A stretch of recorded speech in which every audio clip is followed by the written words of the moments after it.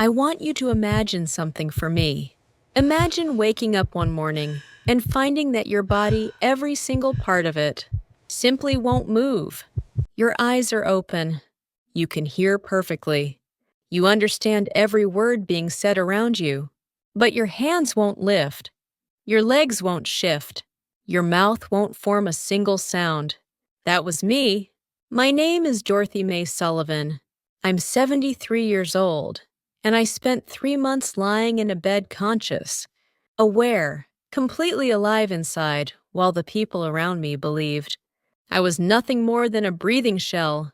I am going to tell you everything, not because it's easy, it isn't, but because I believe someone out there needs to hear this story.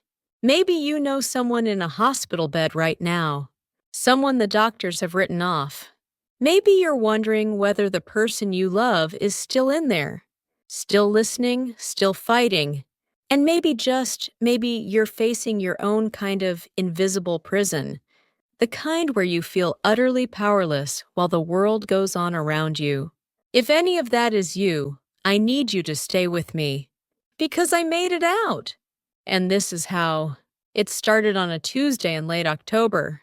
My son-in-law, Marcus Webb, offered to drive me to my doctor's appointment. He was like that, always offering, always smiling, always making himself useful in small, visible ways. In 5 years of marriage to my daughter Claire, he had never given me a reason to doubt him.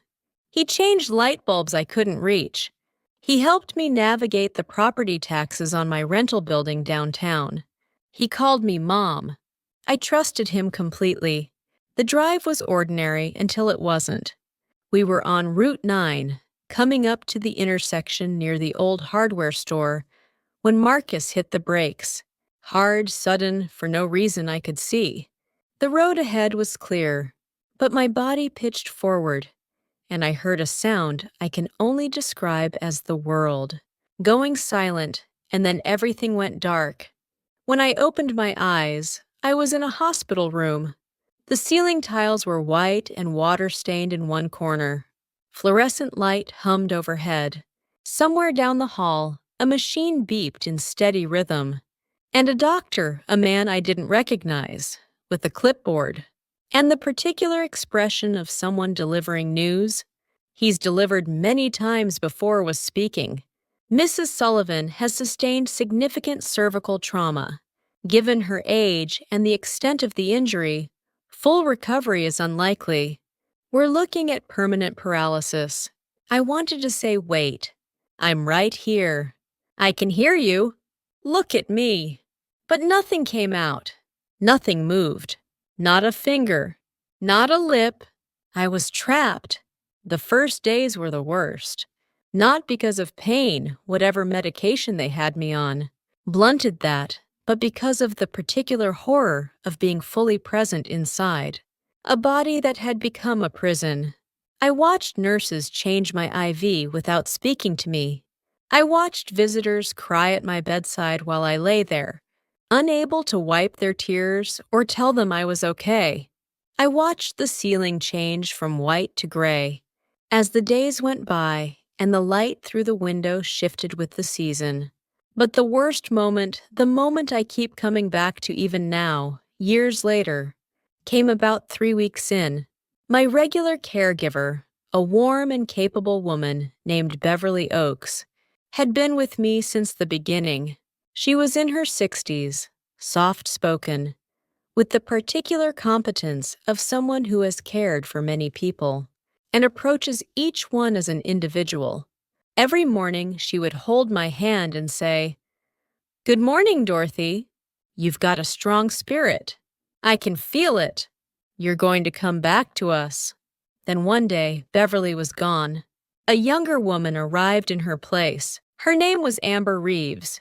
She wore hospital scrubs and a practiced smile, and smelled of a sharp chemical perfume that seemed to fill the room every time she entered. She introduced herself briskly, adjusted my pillows without making eye contact, and said, "Time for your medication, Mrs. Sullivan." Whatever Amber gave me was different from what Beverly had given me. I knew it almost immediately. not because of pain, but because of what happened to my mind after. The room would go soft at the edges. Thoughts that had been sharp would become gauzy and distant.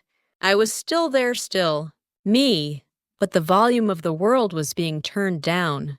And then came the night I heard them talking. My door was not quite closed. Marcus's voice carried from the living room of what I gathered was my own home.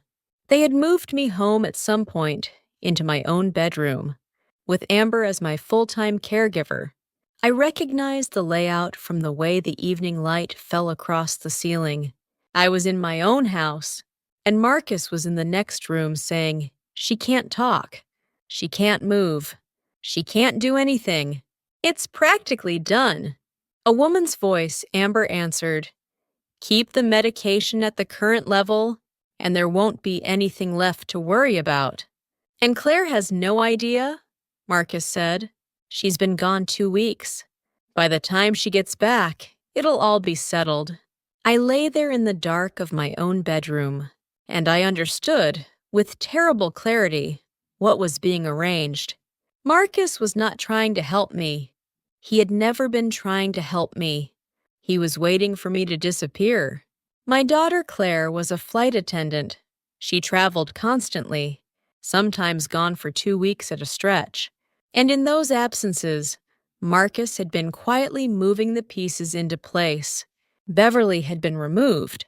Amber had been brought in. The medication was not treating me.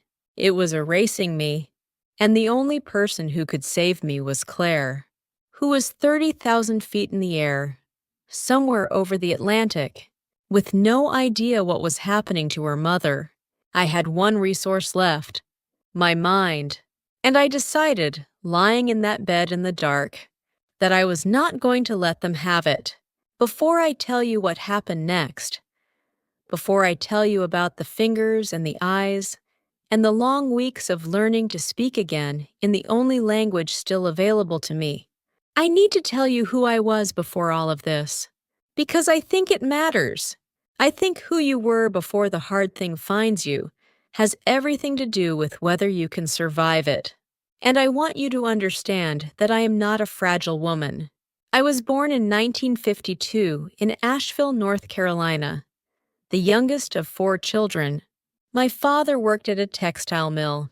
My mother kept the house and a small vegetable garden and made every dollar stretch in ways that still impress me when I think about them.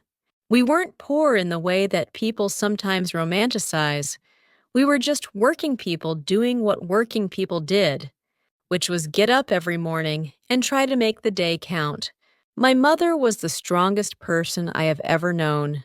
I say that not to be sentimental about it, but because it's simply true. She worked from before sunrise until after dark.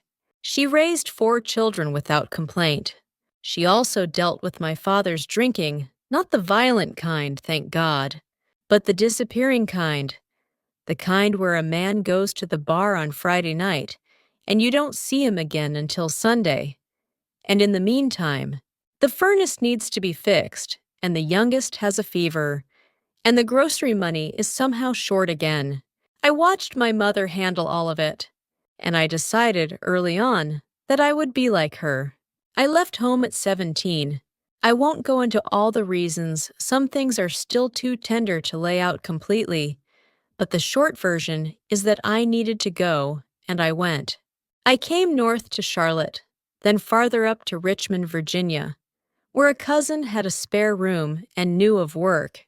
I got a job at a diner called Sullivan's. Yes, I later married a man with that same surname. And yes, people thought that was funny, waiting tables and washing dishes and learning to make the kind of Southern breakfast that people drove 20 miles to eat. I was good with food. I had my mother's hands for it, the instinct for seasoning, the patience for stock, the understanding that good cooking is mostly about not rushing. By the time I was 22, I was helping the owner manage the kitchen. By 25, I had saved enough to consider something I had never let myself fully imagine, a place of my own. I met Robert Sullivan when I was 26. He was a truck driver, quiet, reliable, non-drinker, which was, I will be honest, the first thing I noticed and the first thing that mattered to me after growing up in that house. He had a steady laugh and a way of listening that made you feel like what you were saying was the most interesting thing in the room. We married after 14 months, moved into a small rental on the east side of Richmond, and started the life I had been building toward since I was 17. 3 years later, Claire was born. I held her in the delivery room and felt, for the first time in my adult life, that I was exactly where I was supposed to be. Robert and I had 8 good years.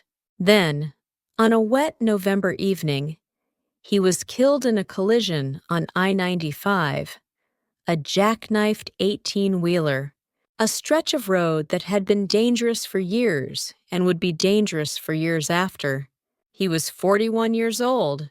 I went to the side of the road where they told me it happened, and I stood there in the rain, and I said goodbye. And then I went home to our daughter, who was 7 years old, and had been sitting with a neighbor who didn't know what to say. And I held her all night. And in the morning, I got up and started figuring out what came next. What came next was the diner. I used Robert's life insurance to lease a small space in a strip mall in the North Side neighborhood, not a glamorous location. But the rent was right and the foot traffic was real. I called it Dorothy's Kitchen. I opened at 5:30 in the morning and closed at 2 in the afternoon. I made everything from scratch. I sourced my eggs from a farm 40 minutes away. I made my biscuits the way my mother made hers, which is to say by feel, not by recipe. The first 6 months were terrifying. There were days when I had more expenses than customers. There were nights when I sat at the kitchen table with Claire asleep down the hall and the bill pile in front of me, and I thought this might not work. But I kept going. Because what else do you do? Dorothy's Kitchen found its footing in the second year. The cab drivers found us. First we opened early and we were fast and the food was real. Then the construction workers. Then the nurses from the hospital down the road, who came in on their breaks and told their families. And suddenly we had a Saturday morning line that stretched out the door. I will not pretend that success came easily or all at once. It was 10 years of early mornings and late paperwork and decisions I second-guessed and risks I wasn't sure about. But by the time Claire was in high school, I owned the building I'd been renting, a small rental property 2 blocks away, and a commercial building downtown that housed 3 small businesses and generated enough income that I could breathe for the first time since Robert died. Claire graduated at the top of her class. She became a flight attendant, good Lord. The pride I felt the first time I saw her in that uniform. The little girl who used to do her homework at the corner table of my diner was now flying across the ocean. I cried in the parking lot of the airline's training facility, where no one could see me, and felt Robert somewhere close. Then Claire brought home Marcus Webb. He was 32, handsome, well-spoken. He worked at a legal consulting firm downtown and wore the kind of suits that suggested both taste and income. He shook my hand and looked me in the eye and said, "I've heard so much about you, Mrs. Sullivan. Claire talks about you constantly." He was attentive. He was helpful. He remembered details: my favorite tea, the name of my doctor, the anniversary of Robert's death. At family dinners, he was warm and funny and treated Claire with visible affection. I told people, "That man has good eyes. You can tell a person by their eyes." What I didn't know, couldn't know, though I have gone over every moment 1,000 times since, was that Marcus had been watching me very carefully from the beginning, not with affection, with calculation. He saw a 70-year-old woman with significant assets and a daughter who traveled constantly. He saw opportunity, and he had been patient. There is a particular kind of desperation that sets in when you are fully conscious and completely unable to communicate. I do not recommend it. In the first weeks after Marcus's accident, I should say, though I didn't know yet to call it, that I was in the grip of a panic that had nowhere to go. My heart would race, my thoughts would spiral, and the medication that Amber was giving me 3 times a day was making it harder and harder to hold on to the thread of myself.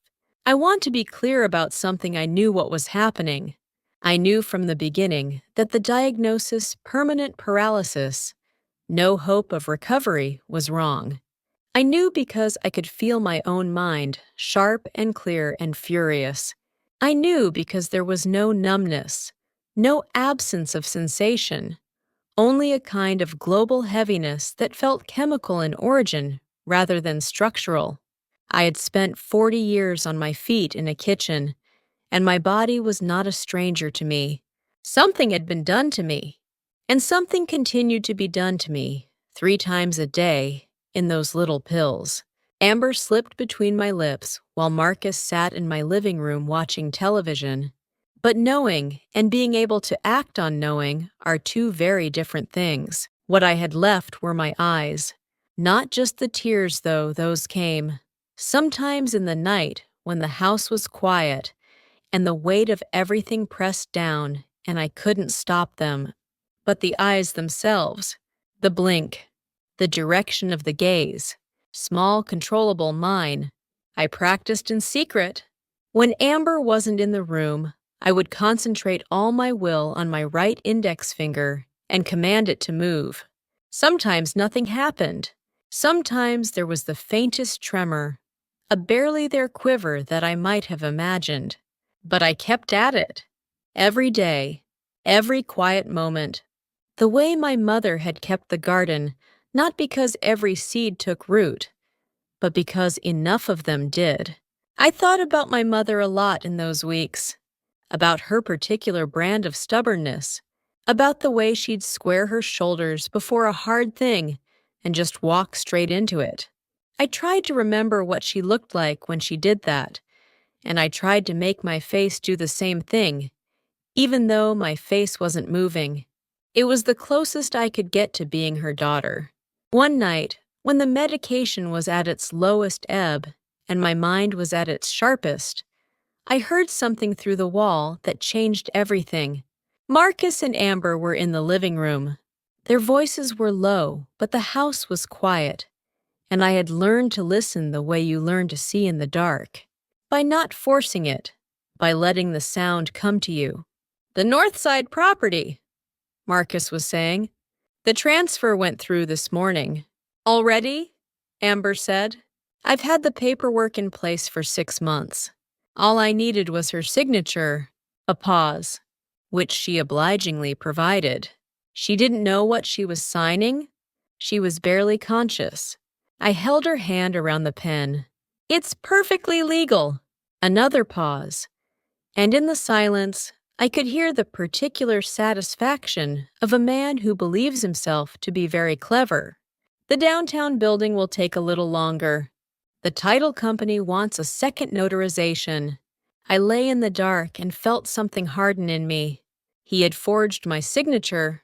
He had taken my Northside property, the building I'd bought with 12 years of vice, 5:30 mornings, and aching feet, and more courage than I knew I had, and transferred it to himself, while I lay 3 feet away, unable to say a word. If I had been able to sit up in that moment, I believe I would have walked out there and ended things right then. Instead, I breathed, slowly, carefully, and I decided that I was going to be more patient than Marcus Webb had ever been in his life. Claire came home on a Thursday in late November. I heard the front door, heard her voice calling out, and felt something unlock in my chest. Some knot that had been there for so long, I'd forgotten it was a knot. She came into my bedroom and sat beside me and took my hand. "Mom," she said, "I'm here. I'm so sorry I was gone so long." She looked exhausted and scared. and more like Robert than she ever had. I looked at her face and gathered everything I had. I moved my finger, just the right index finger, just the smallest, most deliberate curl I could manage. Claire went very still. "Mom?" Her voice had changed. "Did you just—" Amber appeared in the doorway instantly, as if she had been waiting. "Oh, that happens sometimes," she said briskly. "It's just a muscle reflex. It doesn't mean anything, unfortunately." Claire looked at Amber. Then she looked back at me, and I looked at her with every ounce of intention I had. Not a reflex. A message. I am here. I am here. I am here. Claire was quiet for a long moment. Then she said, "Okay," in a voice that didn't sound like okay at all. That night, when Marcus was asleep and Amber had gone to her room, Claire came back. She sat in the chair beside my bed in the dark and leaned close. "Mom," she whispered, "if you can hear me blink once for yes." I blinked once. I heard her breath catch. "Oh, God," she whispered. And then, "Are you okay?" One for yes, two for no. I blinked twice.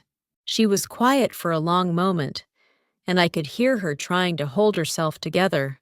"Is it the medication? Is something wrong with what they're giving you?" One blink. "Yes." She gripped my hand hard. "I'm going to fix this," she said. Her voice was steady now, in the way that a voice gets steady when a decision has been made. "I'm going to fix this, Mom. I promise." I blinked once. "Yes, I believe you." What Claire did next, she did carefully, quickly, and largely alone. I learned the details later, pieced them together, from what she told me during my recovery, from the court, documents, from the testimony that came out at trial.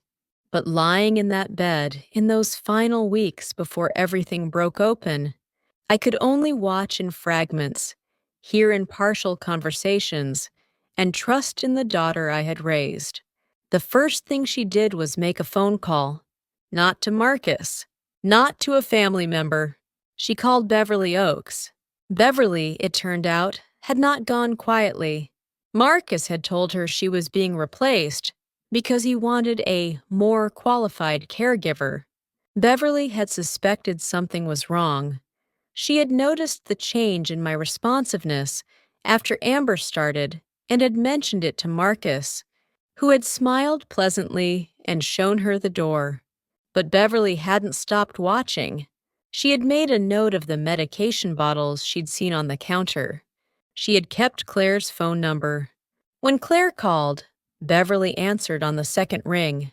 "I've been waiting to hear from you," Beverly said. They met the next morning at a coffee shop 2 miles from the house, while Marcus was at the office. Beverly brought photographs she had taken through the window on a day she had driven past photographs of Amber on the front porch, talking on the phone, laughing, relaxed, in no particular hurry to go inside and care for her patient. Beverly had also done some research. The medication Amber was administering was not on my official prescription list. It was a combination of drugs, a benzodiazepine, and a barbiturate that, given together in the doses Amber was using, would suppress neurological activity and produce symptoms indistinguishable from the kind of severe paralysis Marcus had been telling everyone I had. "She's not paralyzed from the accident," Beverly told Claire flatly. "She's being drugged." Claire sat with that for a long moment. Then she called her friend Jason Mercer, who worked in the Richmond Police Department. What happened over the following week was the most exquisitely careful operation I have ever been part of while being entirely unable to participate. Claire behaved perfectly normally. She stayed in the house. She thanked Amber for her good work. She kissed Marcus on the cheek and told him she was grateful he had held everything together. She ate dinner with him at the kitchen table and talked about her flights and asked about his week. And in the meantime, Jason was working. A warrant was obtained to check the property transfer records. What they found was exactly what Beverly had suspected: the Northside building had been transferred to a holding company, with Marcus as sole director, signed with my name, notarized by a notary who was later found to have received a significant cash payment. The downtown building was next on Marcus's list. The paperwork was already in progress. A small camera was placed in the living room, disguised in a smoke detector. Audio recording equipment was set up in the hallway outside my bedroom. On a Tuesday evening, Claire announced that she had been called in for an emergency trip to London. A colleague had called in sick. She had to leave that night. She'd be back in 3 days. She did not go to London. She parked 2 blocks away and waited. What Marcus and Amber said that night, in my house, with my body in the next room, was recorded in its entirety. They talked about the timeline for the downtown building transfer, about the medication schedule, about what would happen once the old woman was fully gone. And then the line that put both of them away for a very long time. Marcus said, "Once the estate clears, I'll file the divorce. Give it 6 months so it doesn't look suspicious. Claire will get her share of whatever's left, but I'll have structured it, so that's not much." "What about the nurse situation?" Amber asked.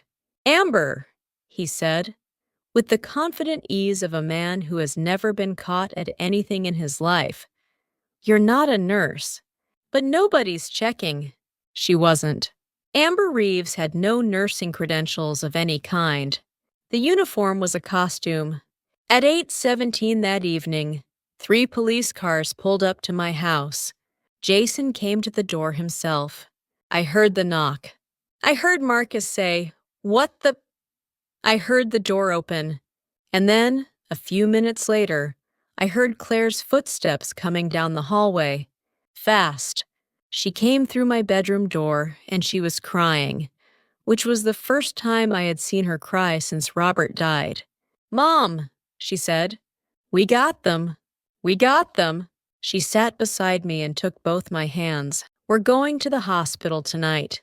A real hospital, with real doctors. And I am not leaving your side." I blinked once. I think that was the moment I finally let myself feel it. Not just the hope, but the relief. The enormous, exhausting relief of not having to hold everything together by myself anymore. My daughter had come home. The doctors at St. Catherine's Medical Center were thorough, careful, and visibly shaken. They ran every test available: blood panels, neurological assessments, imaging. What they found was not a woman with permanent spinal damage. What they found was a woman who had been systematically administered high-dose benzodiazepines and barbiturates for nearly 3 months, long enough for her body to be almost completely suppressed, long enough to mimic the symptoms of severe paralysis, long enough to fool everyone who hadn't been looking closely. The attending neurologist came to my room the morning after admission and stood at the foot of my bed. "Mrs. Sullivan," he said, "can you hear me?" I blinked once. He nodded slowly. "I want you to know that we understand what happened to you, and I want you to know that we believe the prognosis for recovery is good. The drugs need to leave your system. That will take time and it will not be comfortable. But I expect that you will speak again. I expect that you will walk again." I stared at the ceiling for a long moment. And then, for the first time in 91 days, I cried properly. Not the silent internal grief of the paralyzed, but actual crying, with breath and shaking, the kind of crying that comes from the body being allowed to feel something it has been holding back for a very long time. Claire held my hand through all of it. Recovery was not fast or easy or cinematic. I want to be honest about that. There was no moment of sudden awakening, no triumphant walk out of the hospital 2 days later. The detoxification was uncomfortable and disorienting. The first weeks involved nausea and exhaustion, and a kind of mental fog that was different from the drug-induced fog, but still significant. My muscles had atrophied. My voice, when it came back a Thursday, about 10 days in, just a thin thread of sound, was nothing like the voice I remembered. But it was mine. "Claire," I said. "The first word in 3 months." She was out of her chair before I finished the second syllable, her hands on my face, her own voice going high and cracked in a way I hadn't heard since she was a little girl. "Mom, Mom, you're back." Beverly Oaks came to see me in the hospital. She walked in carrying a small bunch of daisies and wearing the particular expression of someone who has been carrying guilt for a long time and is finally putting it down. "I should have done more," she said. "You did exactly enough," I told her. "You kept watch. You kept Claire's number. You answered when she called." She held my hand and cried a little, and I let her, because sometimes you need to. Marcus Webb was charged with elder fraud, forgery, conspiracy to commit fraud, and unlawful administration of controlled substances. Amber Reeves, whose real name was Amber Pickett, who had no medical credentials of any kind, was charged with aggravated assault, fraud, and impersonation of a licensed medical professional.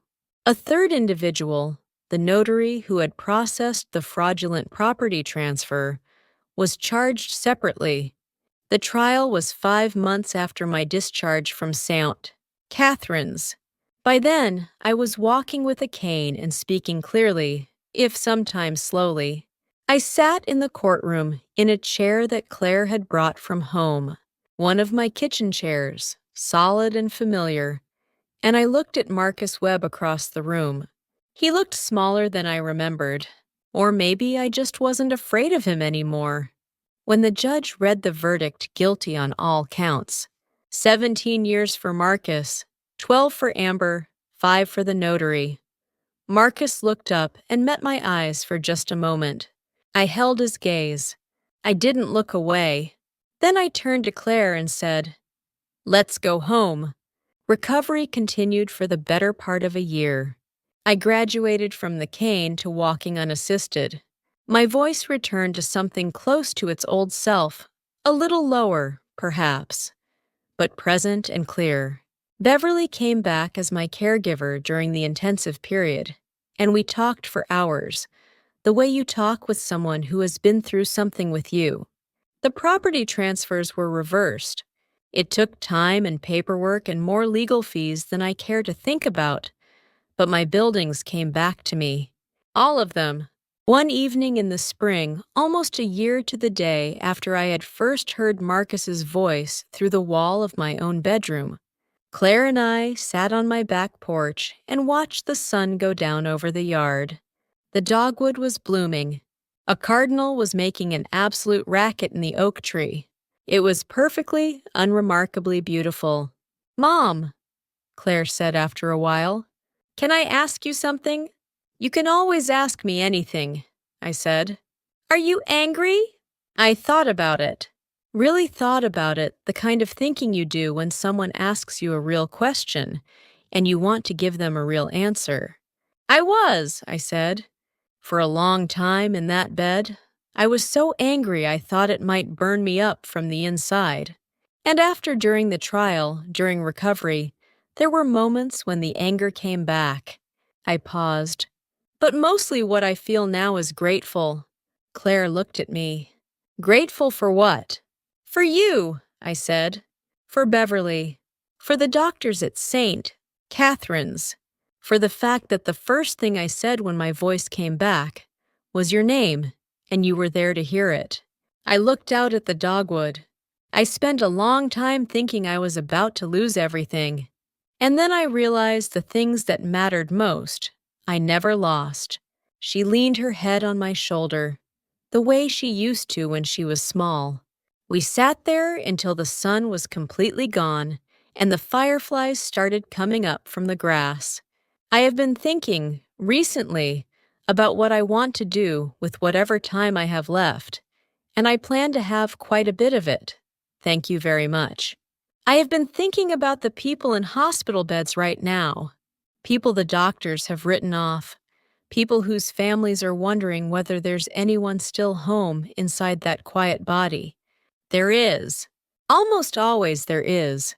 If you take nothing else from my story, take this when someone you love is lying still, and the doctors say there's no one left. Look closer. Talk to them. Ask them to show you a sign. Believe that they might be listening. Because they might be. I was. My name is Dorothy Mae Sullivan. I am 73 years old. I survived 3 months of imprisonment inside my own body. I lost my sense of safety, my mobility, my voice, and almost my property, and I got almost all of it back. What I never lost was myself, and neither will you.